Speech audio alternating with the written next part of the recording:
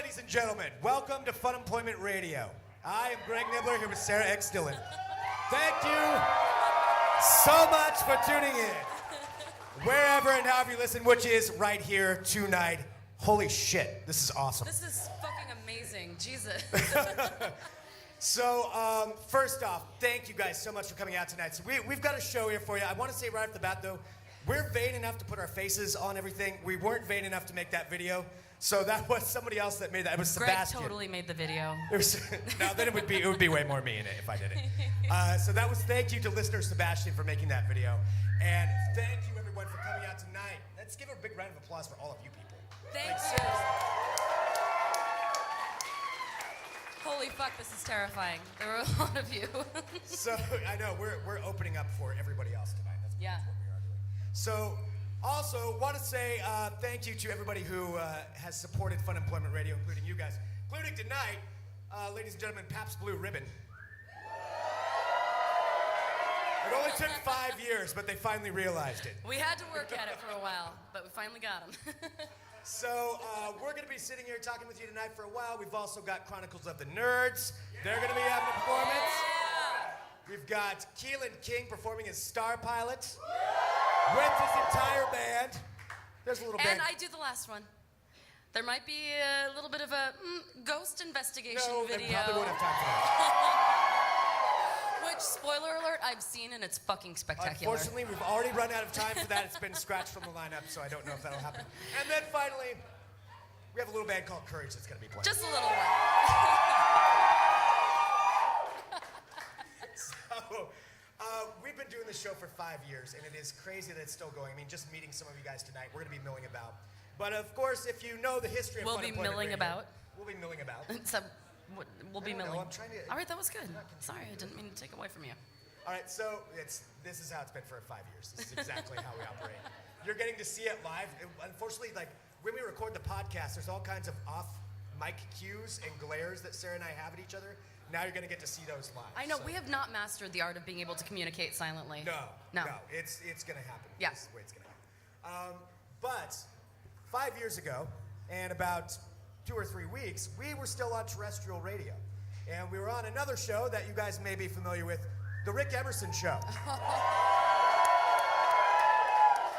And I think it would only be appropriate, since it's been 5 years, maybe we should check in on what Rick's up to these days.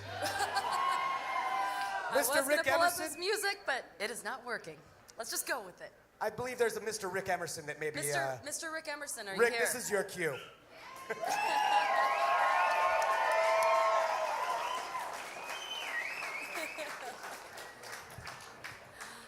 Hi, buddy. Howdy. How are you on this fine evening? All right, hold on. Wait, are you on? Yeah! That was dumb. I don't know if it's on or not. I was just yelling. Huh? All right. Oh, there's nothing plugged into that one. I'm a radio He is a broadcast professional. It's hard to believe that I'm not doing radio anymore. All right. Hi, Rick. Hi, Sarah. How are you? So people still, I mean, we've addressed this before. People are always asking, what is Rick Emerson up to? Rick, what are you up to? Sarah, let me tell you about a little thing called the fleshlight.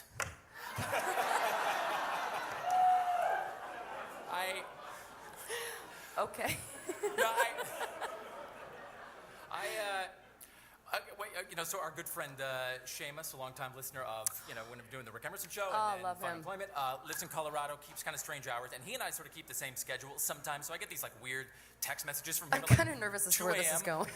No, it was like 3 days ago. Like I was just, I don't know, I was like, taking the dogs out, get ready to go to bed or whatever, and it's like my phone dings and it's Seamus, and it was like apropos of nothing, but it was sort of just the kind of thing that I get from him at 2 a.m. He goes, it's a little depressing to think that no matter what I do or what I accomplish, I'll never be as successful as the guy who created a fuckable flashlight.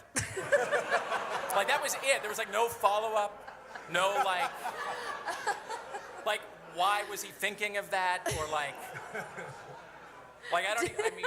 Do you want to know? No. No. And I'm glad that he wasn't, like, FaceTiming that shit to me either. Like, I don't want to know. So what you've been doing is talking to Seamus about fleshlights. At 2 a.m. All right, that's good. You're pretty 5 wild. years in the making. You're so wild and crazy. No, we're lucky to get to see Rick a lot. Of course, we still all see each other from time to time. But it's I'm like really... that guy that just comes to the high school, years afterward, just hangs out in the park. What you guys doing this weekend? You going to see Foghat or what? Fuck yeah. Let's get some babes. You all know how much I love Rick. Rick is definitely a pop-in. Rick does do the pop-in. It is true. Where you stop what? by. Where you stop by and come and say hi to I- us. And it's always a pleasant surprise. Okay. I thought you meant like Alfonso Ribeiro popping. No. No, you are always a pleasant surprise. And we're so happy to still have you as a part of our lives. Well, I had these. Okay, so speaking of weird, like, this is another thing you may not want to hear, Sarah. Oh, so God. I had these, I was like tapping like notes to like, ruminations on 5 years of Funemployment, and then it's like I put them like in the depths of this fucking note app that I can't figure out, and so then I get all distracted by, like, I don't know why this was in my phone to begin with, because it's like a note that did you ever like see a note to yourself? It's like if you write down shit in the middle of the night, Oh, yeah. and then later you're like, what the hell? Like, there are 9 levels. What does that mean?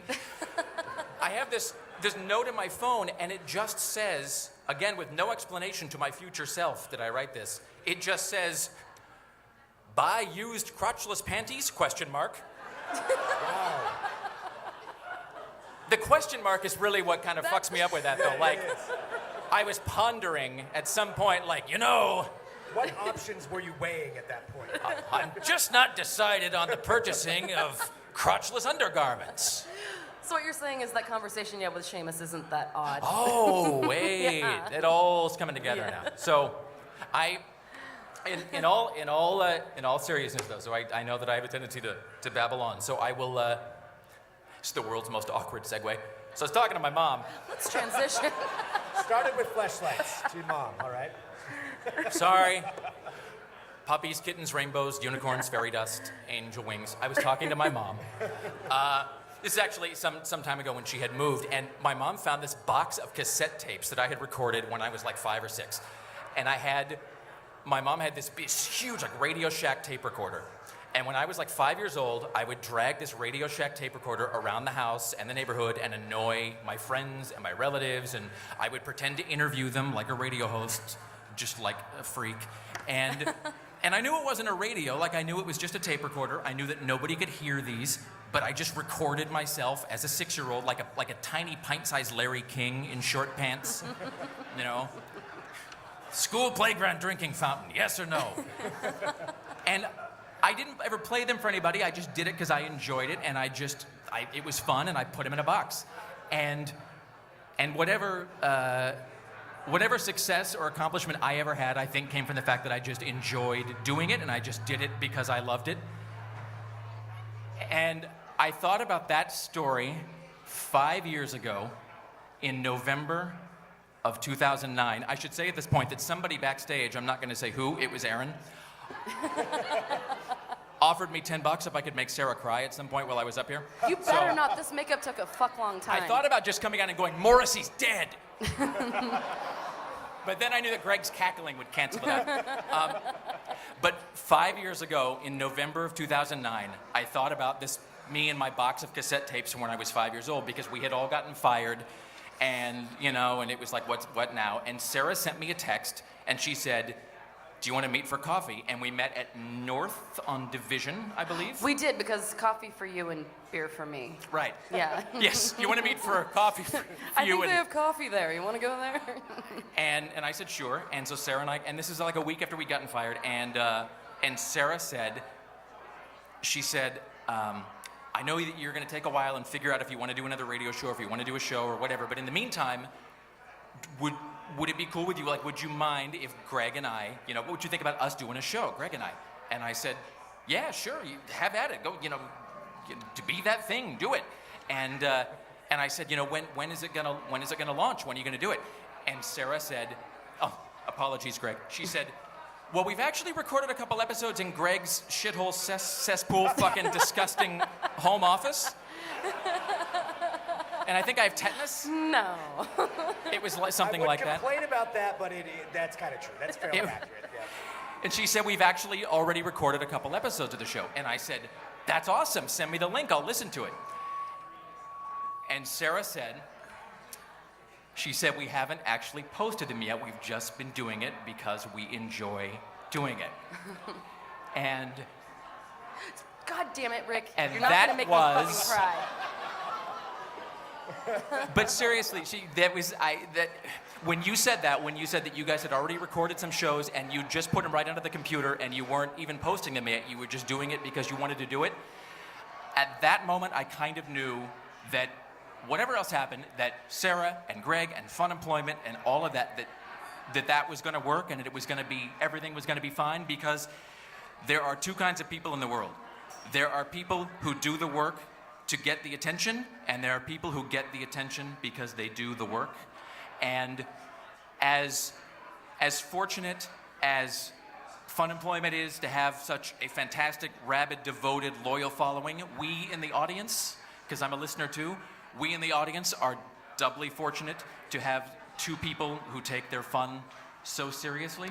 So congratulations on 5 years.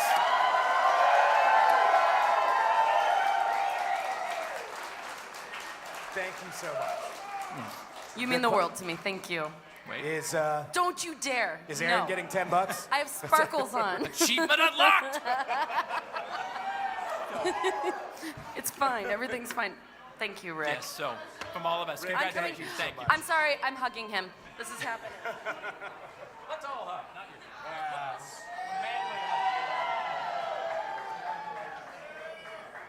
Rick, thank you so much. Congratulations.